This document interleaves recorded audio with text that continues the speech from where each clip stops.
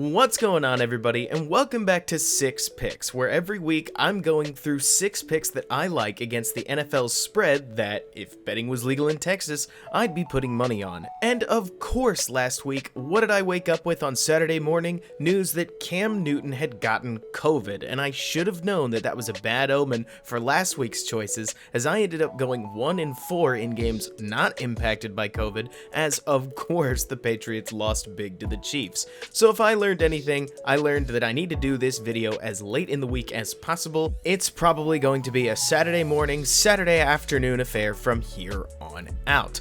But as the saying goes, you're neither as good nor as bad as your last performance, so I hope that applies to this next week's picks, because I've got 6 that I tried to improve on last week's formula a bit and come up with things that are a bit more accurate. That means no more trusting Matt Patricia, and most importantly, the understanding that winning by a touchdown in today's NFL is so common that I just can't take given points as seriously, and you'll see that in today's last pick. As a sidebar, I can't tell you how excited I am that the Bears beat the Buccaneers this last Thursday, and I'm glad I don't have to predict their game because that was a tight one all the way down the wire. But nevertheless, let's get into this week's choices, starting with number 1, where I have Indianapolis, who's currently even in their game against Cleveland. Now, a lot of this comes from my observations as the Bears lost to this very same Indianapolis Colts team, but what impressed me about how the Colts operated was not just what they did, but it's how they went about doing it. The Colts defense was very reminiscent of that 2018 Chicago Bears defense in the sense that they don't blitz, they play fairly coverage-heavy concepts, think cover 2 and cover 3, and they dare the other team to beat them by giving them, quote-unquote, the kinds of boxes that they'd want to run into, knowing full and well that DeForest Buckner and the rest of that Colts defensive line can handle themselves just fine against the run with their 4 mainstay defensive linemen. Again, that makes it very similar to Vic Fangio's 2018 Bears defense, as Eddie Goldman and Akeem Hicks basically meant that they could play nickel and cover 2 for the entire game and still stop the run.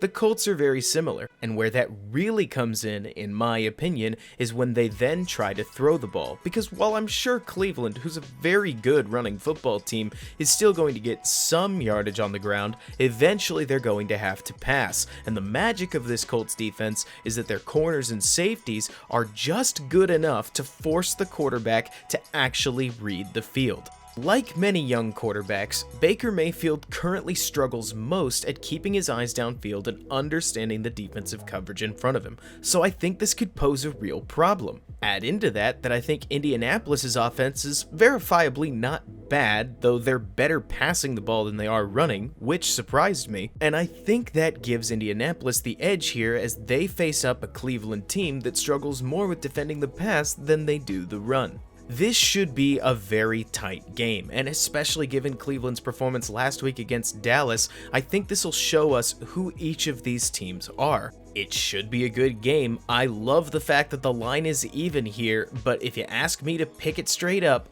I'm gonna go with the Colts. Excited to see how it turns out though. And that brings us to my second pick of the week, as I'm going to take Seattle -7 as they welcome the Minnesota Vikings into CenturyLink. Seattle is playing as good a football as anybody could ask of them, as their run game is clicking and Russell Wilson is playing at a true MVP level. So when I note that the Vikings are going to have to walk into CenturyLink and put up their second good game in a row against a Seahawks team that can both run the football well against the Vikings' somewhat porous run defense and pass the ball as good as anybody in this league, this feels to me like a loss you can just go ahead and book for the Vikings. They're just not that great a football team this year, with issues at both wide receiver and corner really holding them back. But the Vikings do get 7 points, so why did I pick the Seahawks? Well, based on something I learned last week in that Jacksonville-Cincinnati game, I'm starting to realize how common it is in the NFL to lose by more than one score.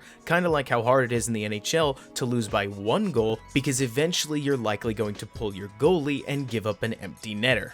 With that in mind, this -7 seems to me like I'm answering a simple question. Do I think this is going to be a close game or not? And I don't. I don't know if the Seahawks are going to come out and carpet bomb the Vikings, but I won't be shocked if they win by 10 or something in that range. So yeah, I'll take the Seahawks, the home team, and dare the Vikings to play their second good road game in a row. I doubt they can. And that brings us to our third pick of the week, as I'm going to take Carolina visiting Atlanta in a close one where Carolina only gets 1 point, so it might as well be pick'em.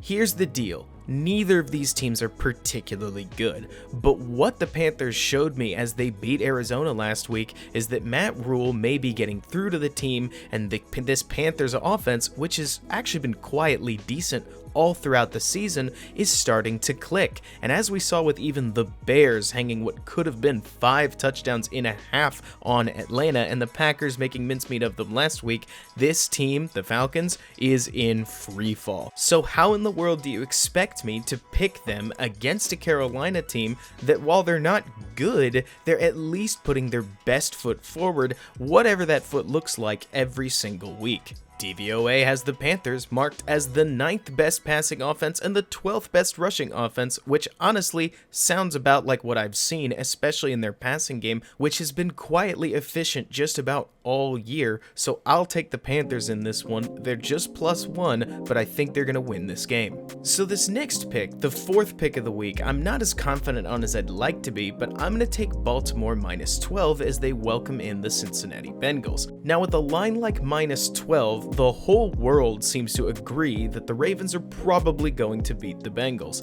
The only question is by how much. And when I look at this Cincinnati team, they're surprisingly stingy in the passing game, but they leave a little room to be desired on the ground, which unfortunately is exactly what the Ravens do best. But Joe Burrow's been impressive. He's been quietly one of the more efficient quarterbacks given his situation in Cincinnati that you could ask for, even if he isn't tossing bombs all the time. He's effectively working underneath and trusting his playmakers well, which is why this -12 feels like a bit of a reach for me. But at the end of the day, with home field advantage on their side, I won't be surprised if Baltimore puts on a show for their fans, however many of them are in the stands, and just scrape out that 14-17 point win that would cover the spread. This one will be tight, I'm pretty sure, in terms of the spread action, but I'll take Baltimore in this one at home. And that brings us to our 5th pick of the week, as I'm going to take another home team favorite as I pick the Steelers -7 over the Eagles. If there was an award for most disappointing player, Carson Wentz might just be in the running for it. He and the rest of his Eagles have struggled to score all throughout the year, and now they face pretty much their toughest test yet as they take on the Steelers, who have a ferocious pass rush that absolutely nobody in the NFL wants to face right now.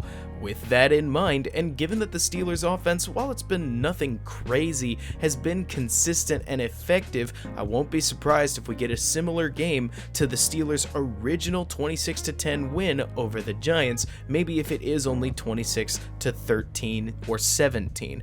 But if that score held, it still covers the spread. So unless something wild happens, the ball bounces a crazy direction, the Steelers turn it over a bunch, you get the idea, I would write this in chalk that the Steelers should have this by 7. I'll be surprised if they don't, and you know what? If they only win by 7, at least you get your money back. And that brings us to our final pick of the day, where I've gone back and forth on this game over and over and over, but I'm going to take Houston -5.5 as they take on the Jacksonville Jaguars. As you know, I'm a big fan of Gardner Minshew and what he can do under center, and the Jacksonville offense is no joke. They put up a respectable 25 points last week, but what I didn't anticipate was just how poor their defense is, and obviously I could have paid more attention to that as Cincinnati came out and their quote-unquote anemic offense, as I think I called them last week, put up 33 points and taught me a lesson.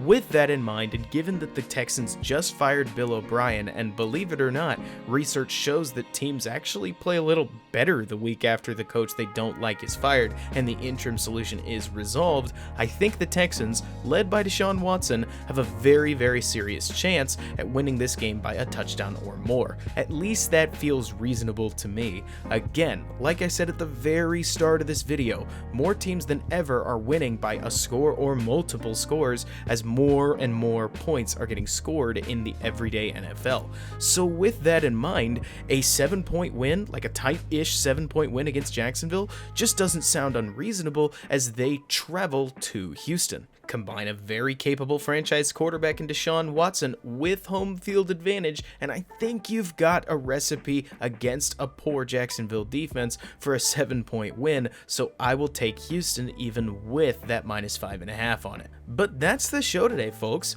What do you think? Have I picked a couple of winners? Am I insane on a couple of these choices? Going 1 for 5 isn't the start that I would have liked, and I'm hopeful that this package of picks does better than that. And frankly, there's almost nowhere to go but up. If you like what I have to say, be sure to follow me over on Twitter, subscribe to the channel, check out my Windy City Gridiron podcast, both Bear With Me and Rule of 3. If you look at the Windy City Gridiron podcasting channel, provide feedback on any video format that you have. I've got a couple others that I'm cooking up for you that should be a whole lot of fun. I can't wait, so I'll get back to editing those together, and I will see you guys next time. Have a great weekend, everybody. Go Bears, and good luck in your own personal spread picks.